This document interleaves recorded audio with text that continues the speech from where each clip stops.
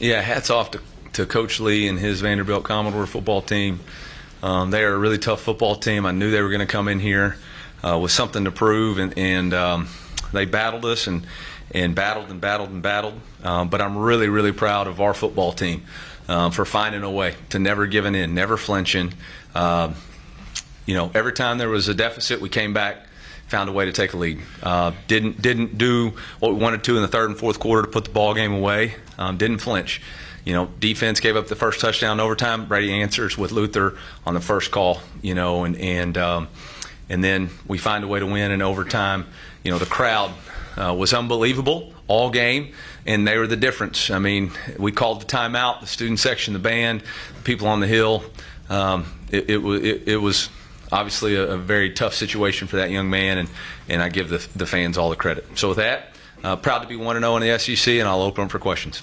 Eli, you were walking off the field. I saw you saying, wow. What was your, going through your head after the Yeah, I was really proud of the way our team fought. We didn't have even close to our best game, and they just kept fighting. They just kept fighting for each other. They kept saying they had each other's back. They grabbed Blake. They told him they had his back. And so, I'm proud of those guys for doing that. Coach, you mentioned Brady's touchdown in overtime in the past, but in general, how would you describe his afternoon? It was 23 for 37 for 226 and 2 touchdowns. Obviously the 3 sacks are an issue. Efficient. He's 1-0 in the SEC. Eli, what's the thought going into overtime with the kicking game when Blake obviously had struggled during regulation, how you might handle it?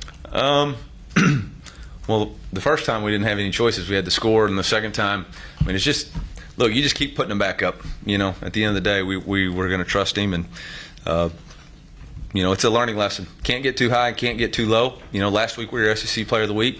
This week we're not. So we're somewhere in the middle, and just like the rest of us, and starting with me, we got to get better this week. Coach, can you talk about the frustration you feel for? First off, you had it right here. Somebody asked about the end of the first half. Yeah, totally my fault. That was a really haphazard decision by me, and the team bailed me out, bottom line. And I've got to be much better. And so should have never done that.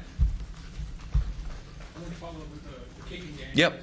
Can you talk about the frustration you feel for Blake, with the 3 misses, the one hit the upright, the second one, I was watching him. It looked like his reaction, he thought he made it. Yeah. Or whatever. Bottom line is it's got to go between the uprights, and the bottom line, there is no reaction. We got to get better. I got to get better. He's got to get better. We all got to get better. So they didn't go through the uprights. So I'm not frustrated with him. I just know, like I told the team, we're 4-0, and we got a lot of work to do. I think we, there were some really positives as far as the way we ran the football, and but not good enough in the red zone for sure. when we're kicking that many field goals. You talked about Blake's ability to respond diversely at the board. What did you notice from him on the sideline before you sent back for what proved to be the game-winning field goal? My conversation with him was quit showing emotional responses and just go out there and execute. And that's what you got to do. You got to trust your training and your fundamentals and go out there and execute. Eli, we've gotten this far without talking about a guy who ran for 200 yards. Yeah. What did Nate mean to your team today? Unbelievable. Obviously, he had the big run right there in the third quarter. As a special player, I think we've all noticed that and known that. We just got to continue to finish drives for him. That's the unfortunate thing right now is we're just not able in the red zone to finish drives, and we got to take a really hard look at that on what we're not able to do in the red zone and why we're not able to get touchdowns in there. The 3 field goals, at the end of the day, we got to be scoring touchdowns anyway. So that's on us. Coach, on that. And that by us, I say that's on me. That's on me. That's a good ringtone. On that first touchdown that Vandy had, what happened in the second? Was that another Yeah. guys in the backfield thing? Yeah, but it was yep. Just a really poor play on the defensive side of the ball. So we got to get a lot better. There was at least 2 instances today, if not more, of Chuck Hicks making big stops on third down. Yeah. How has he kind of grown in the linebackers room this year? Chuck's a leader. He's a captain. He's consistent. Had a sack and never flinches. So. Coach, Zion Young got a lot of pressure early on in the game. What did you like from his performance tonight? Yeah, I thought the defensive line really played well and had pressure. Their quarterback's really tough to tackle. They had 119 yards, and a lot of it was on plays that we thought we had a contained player. Obviously the last quarterback draw, was a really good run by him, and the option in the first half. We had 2 guys completely whiff on the tackle. So, but Zion Young I thought played well. Coach, talk about the job you think your defense did handling the assignment that was the opposition's quarterback. Well, he rushed for 119 yards, so it wasn't as good as we needed it to be.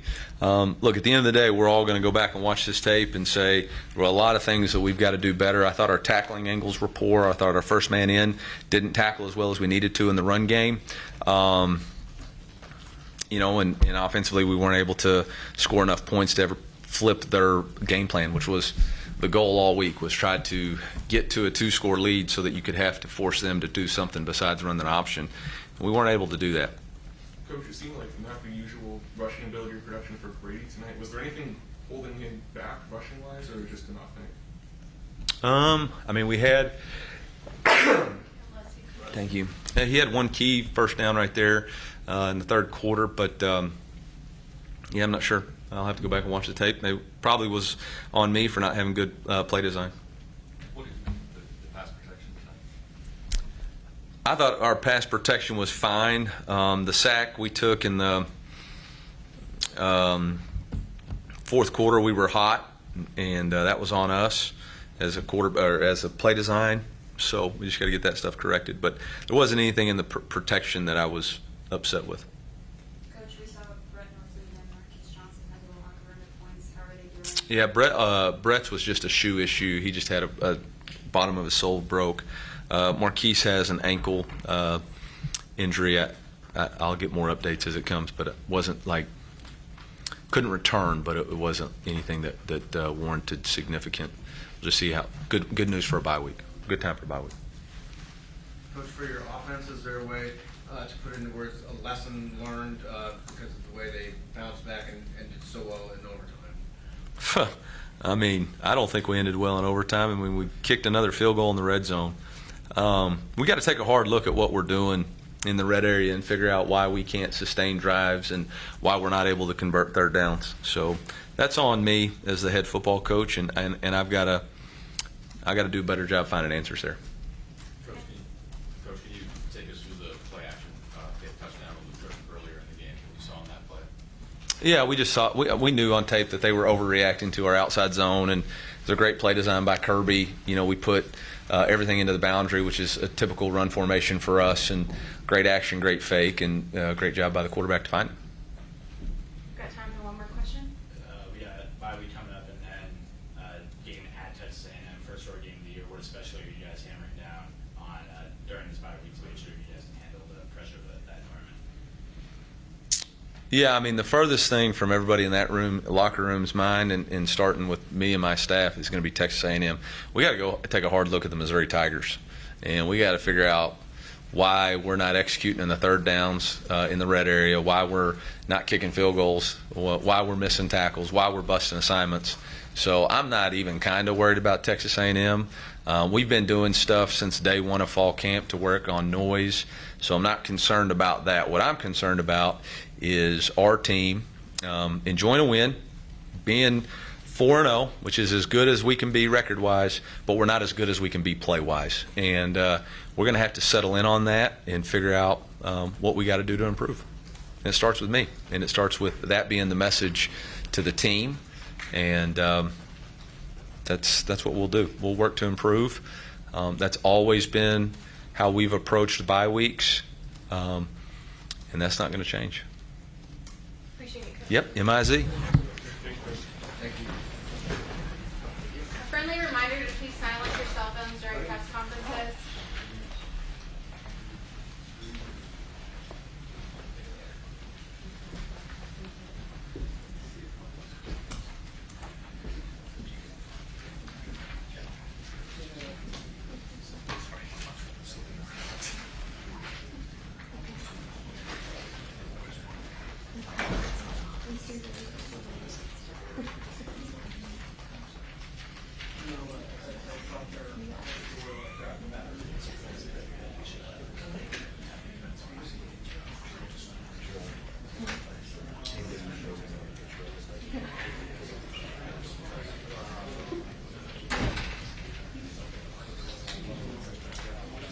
There's one in the phone.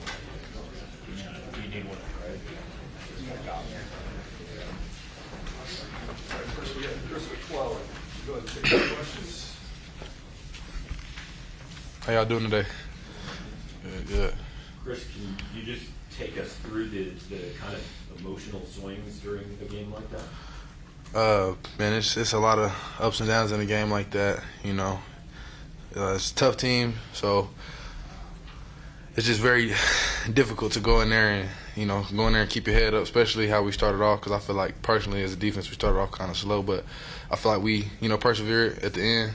We came and we kind of, we went in there and was just tough with it. So, yeah. What are you feeling when you see that ball go wide?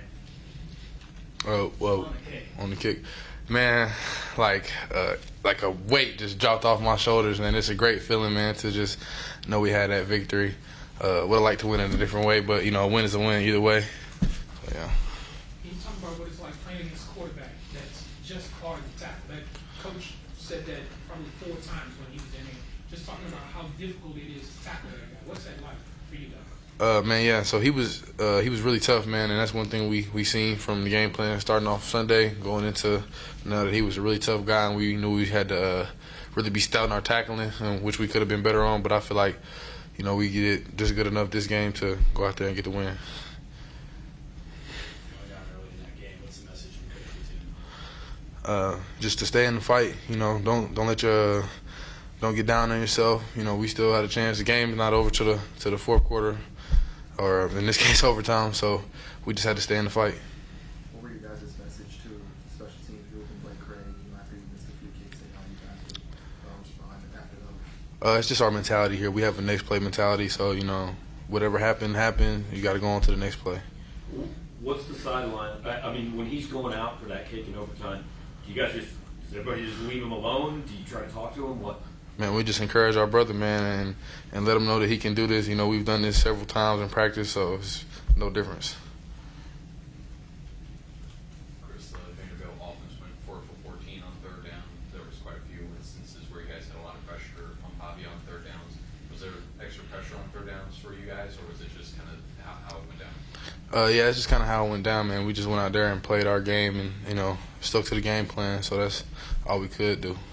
How important were the fans in those moments? Dream talked about how it was extremely loud on those moments that you needed them. Man, I like to think of the fans like a 12th man. So when they come and bring the energy and bring the noise, y'all, or I'm sure they do understand, but it affects the offense so much and it throws people off. And, you got guys thinking about the noise and not about the play. So it's great to have those fans come bring the energy. You've been playing in this league. What does it mean to start 1-0 in conference? Man, it's a great feeling, man. I feel like we, you know, no matter who you play in the SEC, it's an SEC team. So, you know, you go out there and you be 1-0, you kind of set the tone for, you know, your team and what you strive to do. Thinking ahead to your next SEC contest, going to Kyle Field. You were there as a freshman with Florida. What is that environment like, and what are you sharing with the team to get them ready for that game? Man, it's loud, you know, but from my experience, we went down there and won my first year, so we kind of went out there with a good game plan, and we scored fast, and they kind of shut down. But it's loud, and I feel like we have to really lock in on the Tigers and not worry about the Texas A&M. Anything else for Chris? Thanks, Chris. Appreciate it. Thank you, guys.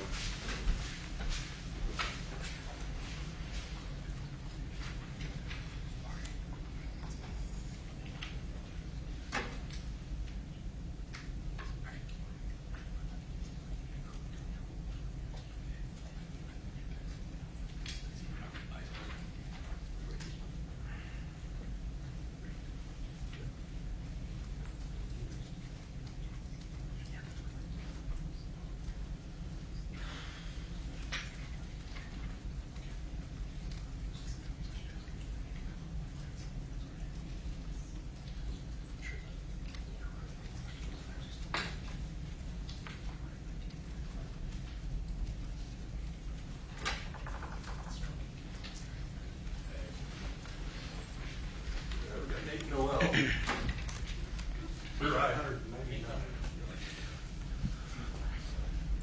mentioned after your big performance last game, when you would see how much space you had, you started smiling, you're talking about the space you had. Was it kind of like that today again, having questioners?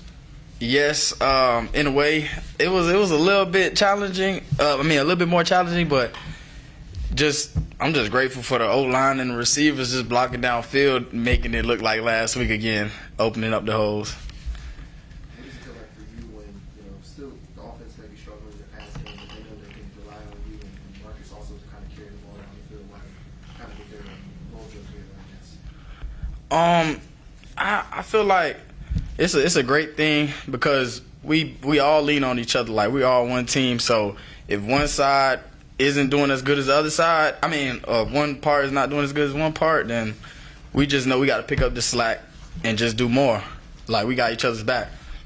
Nate, the coach was talking about the red zone struggles and having to settle for so many field goals. Did you get any sense for kind of what changed when you guys got down there today? We just didn't execute to our best abilities, really. That as simple as that. We just didn't execute in the red zone today as well as we wanted to. When you see how you've been able to contribute, this was your first SEC game with Mizzou Tigers, how do you hope to continue building on the performances you put out there? Along with the rest of the team, we just all looking to get better every week, just 1% better every day, really. So just getting back into the film tomorrow and back in the training room and just getting back to it. When you're having a game like this, I know Coach wants to have, you know, spread the love around for the running backs, but do you kind of tell them, keep feeding me, I'm feeling hot today? No, I trust my running back coach, and I trust Drink, I trust the OC, I trust everybody around me, so I really don't have a say-so in that or who goes in or what time or stuff like that. I just really keep that up to them. Like, whenever my number's called, I just go in. When a game's coming down to a kick and can't kind of kick on both sides, when you're on the sideline, you watching that? Oh, yeah. You turn away, what are the feelings for both of them? First, when your guy makes it, and then when the other guy misses it? First guy made it. We already knew we was on the sideline cheering. Second guy, we were just watching. We were just waiting to see what happened. A couple fingers crossed, we were just watching. I noticed a few times Blake was by himself on the bench after he missed a couple. What's the message to him? How do you help him keep his head straight? A few of us came by, just told him, like, it's okay. This play, like, that's our mentality for real. This play mentality. So forget about the last play, forget about the last quarter, last half. Just worry about the next play that's in front of you or the play that's happening right now. So I was just, trying to remind him that it really don't matter because the score is still a score. Like, it doesn't really matter. Just try to make the next one. What's your feeling when you break free for a long run? You've been breaking free all day. You finally break one, and the dude caught you from behind. What's your thought on that? You're a speed guy. How did he catch you like that? I don't know. I really don't know how he caught me. No excuses though. I mean, he caught me, but I was just grateful to have another back like Marcus to finish off the drive and get it in the end zone, and we still get our points either way. That was the other thing I was going to ask you. What's your thought when he gets you a touchdown? I was joking in the press box with guys. That's Nate's touchdown, but Oh no, I don't feel no type of way because like all the way back in when I first came here, like everybody knew they had a role, like, and I just knew my role. Like I'm just here to do as best as I could and help everybody around me as much as I can. So that really didn't do anything to me too much. I was happy for him. I was the first one to jump off the sideline and go meet him in the end zone. Like that's my guy. Nate, how much do you think your familiarity with running stretch schemes and outside zone concepts has been, especially these past couple of games?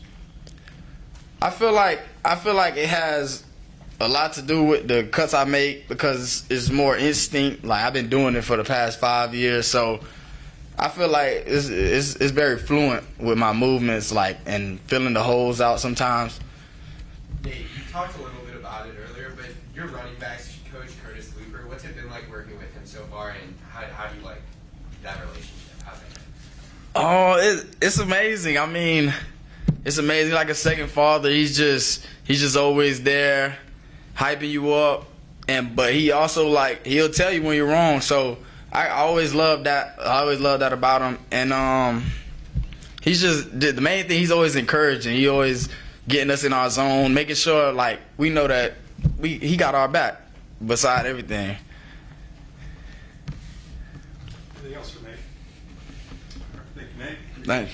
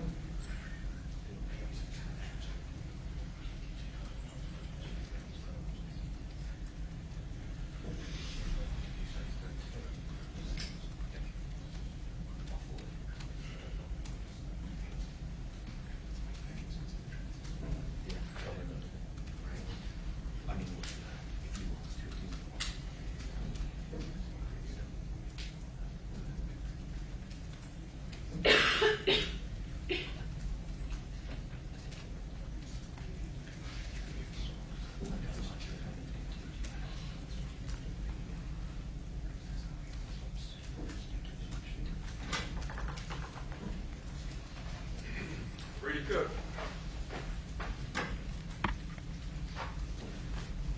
Brady, just start super big picture. What's your assessment of the offensive performance today, and especially the issues in the red zone?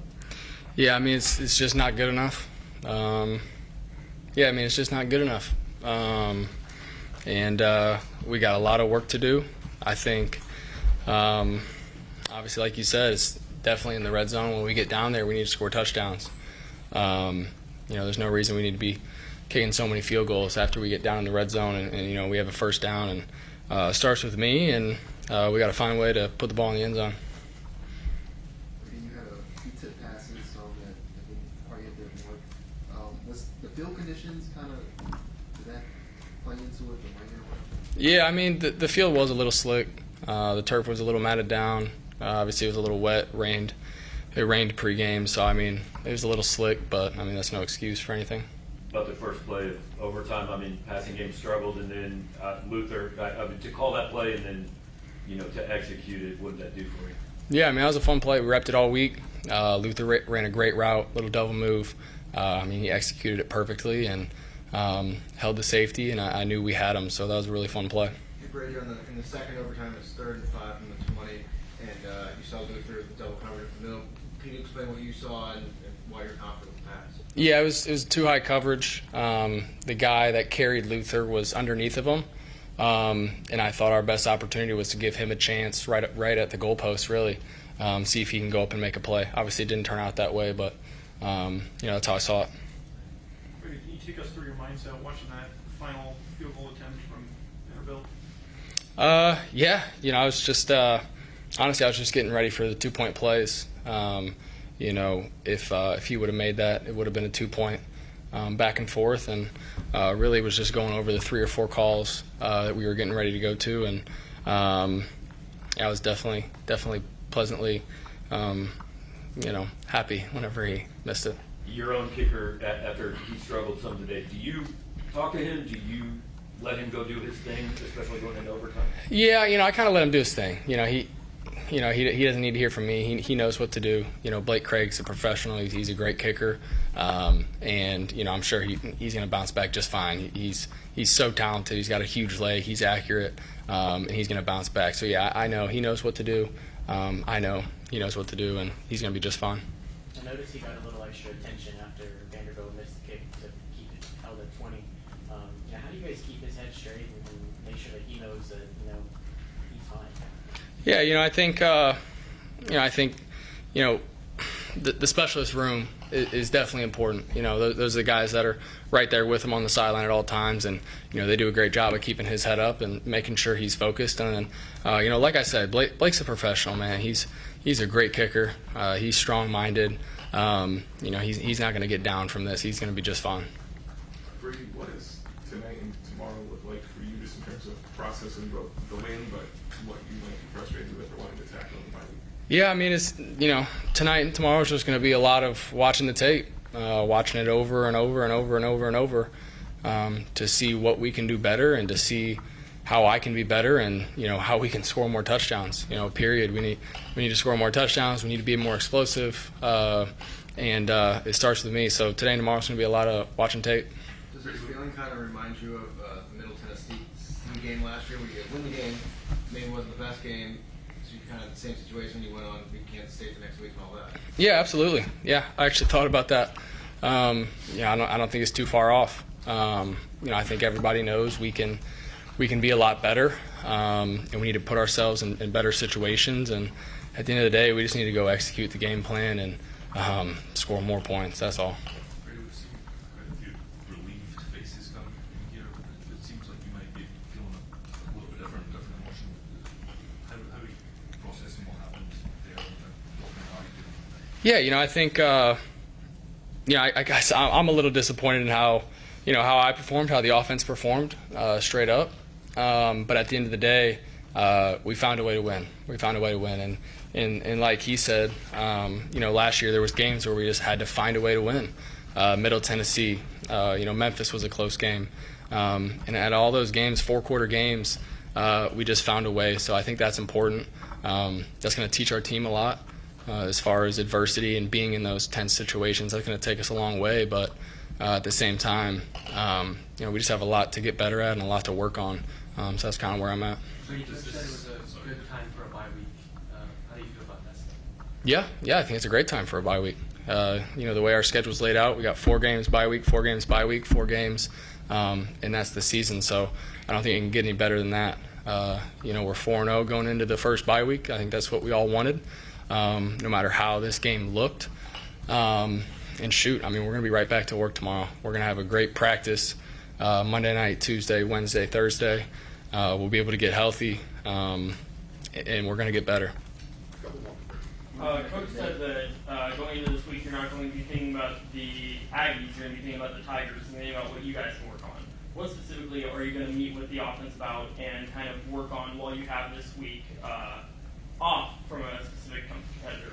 Yeah, it's going to be great. We're going to get a lot of good reps versus the defense. We're going to get a lot of good reps of Indy, and we're going to get just some extra practice time. So we're going to utilize it. I know I'm going to get a lot of extra reps with the receivers, make sure the line feels good about everything, and we're going to watch a lot of tape to see, where we can get better.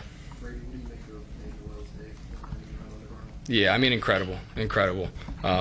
Nate Noel balled out. Without him, we don't win that game. I don't even know how many yards he had, about 200, right? He's breaking off big runs on simple tempo plays that we're just calling, I mean, he's executing. He's breaking them. He's explosive. I mean, the guy is so fast.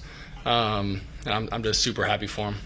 Brady, a couple years ago, maybe even early last year, maybe there's different reaction to this game.